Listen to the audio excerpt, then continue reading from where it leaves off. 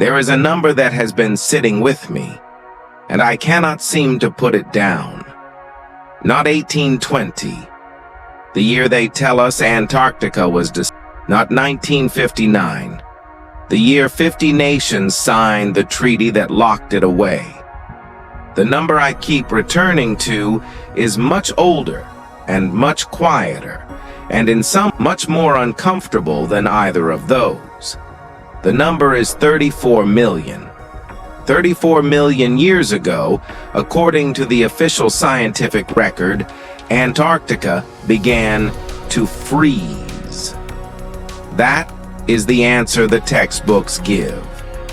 That is the timeline the consensus holds.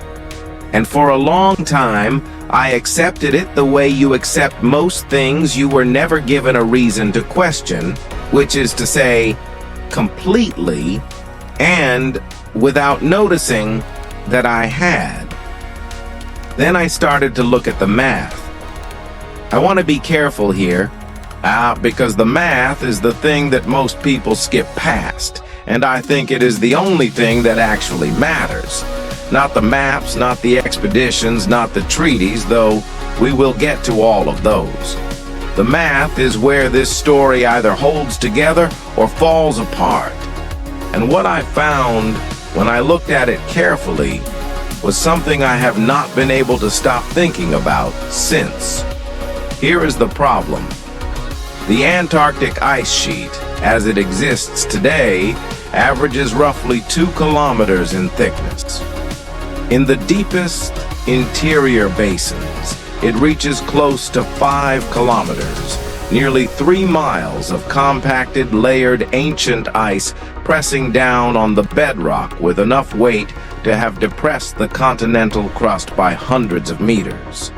The official timeline says this ice began accumulating 34 million years ago when CO2 levels dropped, and when ocean gateways opened, when the continent thermally isolated itself from the rest of the world. Slow, gradual, geological, millions of years. That is the story. But in the mid-20th century, something happened that quietly complicated that story, and the complication is never fully resolved. In 1513, an Ottoman admiral named Piri Reis compiled a world map from approximately 20 older source charts. The map is extraordinary for many reasons, but the one that matters here is the southern land mass. Stretching below South America, there is a coastline, a detailed curving coastline that a researcher named Charles Hapgood, working with U.S. Air Force cartographers in the 1960s, and overlaid against modern satellite imaging of Antarctica's subglacial terrain, and claimed an astonishing correspondence with the actual rock beneath the ice. A continent mapped, apparently, without its ice. A coastline drawn by someone who, according to the official record, could not have been there. Now, I want to be honest with you about something, because I think honesty is the only useful tool in a conversation like this. The academic consensus on the Piri Reis map is that the southern landmass is almost certainly not Antarctica. Scholars like Gregory McIntosh have argued systematically that what Hapgood identified as Queen Maud Land is more likely a distorted rendering of Patagonia, rotated and extended, filling in the unknown south the way 16th century cartographers were prone to do. The longitude errors on the map are and the connection to South America is unbroken in a way that does not match the actual geography of the Drake Passage. These are real objections made by serious people, and they deserve to be taken seriously. But here is what I cannot stop circling back to. Hapgood was not working alone. He was working with cartographers whose profession was the precise analysis of geographic correspondence. And the question he asked, The specific question that the debunking never fully answers was not whether the map shows Antarctica. The question was, how does anyone in 1513 draw a southern landmass that even partially corresponds to subglacial terrain that we did not technologically confirm until the 1950s? Whether the answer is Antarctica or not, the question of the source remains. What were those 20 older charts compiled from, and where did the geographical intuition about a detailed southern landmass come? That question, when you sit with it long enough, starts to apply pressure to the timeline, because here is where the math begins to develop edges. The official science says Antarctica has been frozen for 34 million years. Continuous ice accumulating over geological time at a rate of perhaps a few centimeters per year in the interior, building slowly, compressing, flowing outward from the high central plateau. At that rate, the current ice sheet took an enormous span of time to reach its present depth. That is the model. That is the consensus. And by itself, it sounds reasonable. But the same official science also contains a detail that is rarely placed in conversation with that timeline: the ice cores. When researchers drill deep into the Antarctic ice sheet, they are reading a record of the atmosphere going back, in the most optimistic estimates, around 800,000 years. 800,000, not 34 million. The deeper ice is compressed, disrupted, fractured by the pressure of everything above it. The clean layered record that allows precise dating does not survive the full depth, which means there is a significant portion of the official 34 million year timeline that is inferred from deep-sea sediment cores and isotopic proxies rather than directly read from the ice itself. I want to be precise about what I am, and am not saying. I am not saying the 34 million year timeline is wrong. I am saying it rests on a different kind of evidence than most people assume when they hear the number. And I am saying that the question of when and how quickly the current ice sheet reached its present configuration, as distinct from when Antarctic glaciation first began, is a more open question than the confident consensus language tends to suggest. Now hold that uncertainty, because something else happened in the 1950s that I think belongs in the same conversation. In 1957 and 1958, a project called the International Geophysical Year brought together scientists from 12 nations to study Antarctica with the most advanced technology then available, including early seismic and sonar equipment capable of probing what lay beneath the ice. It was this work, this mid-century effort, that gave us the first real picture of the subglacial terrain. The mountains under the ice, the valleys, the basins that lie, in places, on more than 2 kilometers below sea level, compressed downward by the weight of everything above them. This was the first time modern science actually looked beneath and confirmed what was there. 1 year later, in 1959, the Antarctic Treaty was signed. I'm not going to tell you that is causal. I'm going to ask you to notice it. Because the timing question, the why then question, is the one that the conventional account consistently has trouble answering in a way that fully satisfies. Why?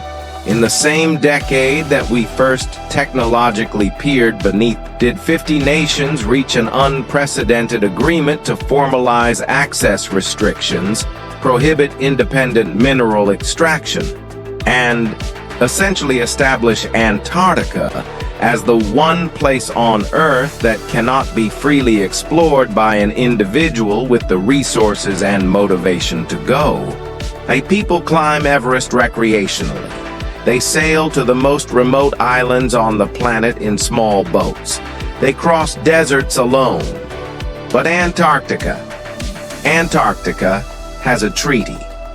And what is striking about that treaty, the thing I keep returning to, is not the restrictions themselves. It is the coordination.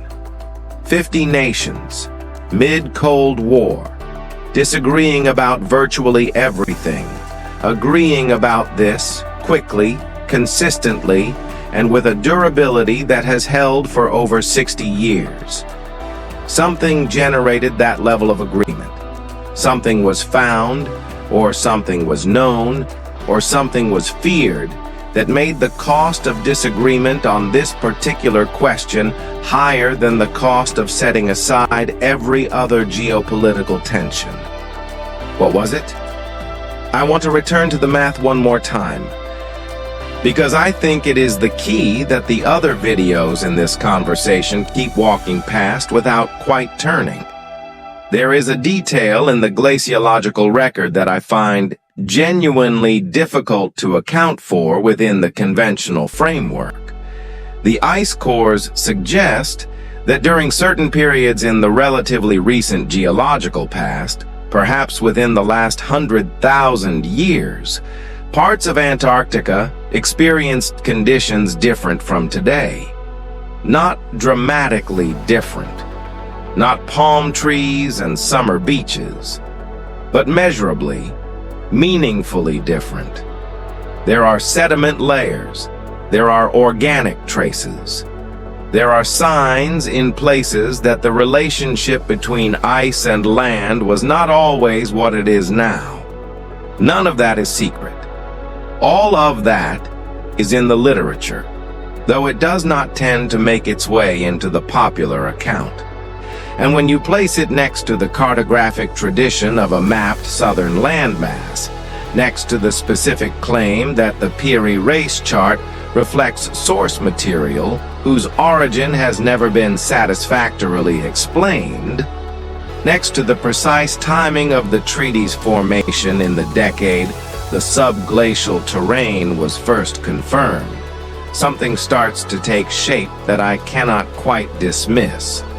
Not a conspiracy. That word does too much and explains too little. Something more like a pattern, a consistent, decades-long, internationally maintained incuriosity about the specific questions that would matter most if the conventional account had gaps in it. Why does ground-penetrating radar data remain incomplete at high resolution over the Antarctic interior? Why, in an era when we can image geological features miles below any other surface on Earth, are the subglacial maps of Antarctica still patchwork? Why does the data gap cluster exactly where you would look if you were trying to find evidence of something that existed before? I do not have answers to those questions. I want to be honest about that. I have been sitting with them for a long time, and they have not resolved into anything clean. What they have done is deepen. The more I read, the more I find not answers, but careful, maintained, internationally coordinated absences. The kind that are not accidental. There is a structure to the silence, and the structure is specific enough that it begins to feel like a shape, like something is being outlined by everything that is not being said. 34 million years. That is the number they give, a vast, geological, comforting distance. Long enough that no civilization could have existed before it. Long enough that the question of who was there becomes meaning. But the number depends on inferences that the ice itself cannot confirm below a certain depth. And the maps, the expeditions, the treaties, The timed agreement of 50 disagreeing nations, all of those clustered not in the deep geological past, but in the historical record, in the last few centuries, in the very window where the other question, the harder question, might have an answer. I keep coming back to that southern coastline on a piece of gazelle skin parchment from 1530. Whatever it represents, wherever it came from, someone drew it. Someone had a source. Someone knew something about what lay at the bottom of the world before the expedition of 1820, before the Treaty of 1959, before the sonar surveys of 1957 confirmed what the ice had been hiding. Who were they? And what did they know? And why? When we finally had the technology to look, did 50 nations decide in the same breath that the rest of us should